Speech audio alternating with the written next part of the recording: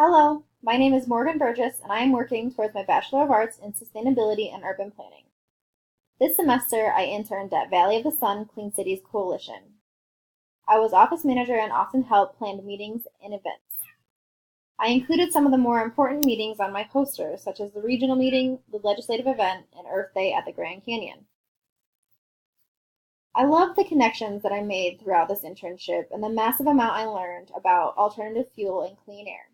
I would never have learned this information had it not been for this internship. The most challenging aspect was becoming self-sufficient.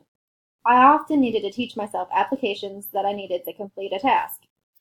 My internship made me much more interested in pursuing a job in the energy sector following graduation.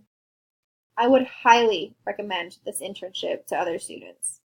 If you are to apply for this internship, I would recommend self-starters and people who are okay learning lots of information in a short amount of time.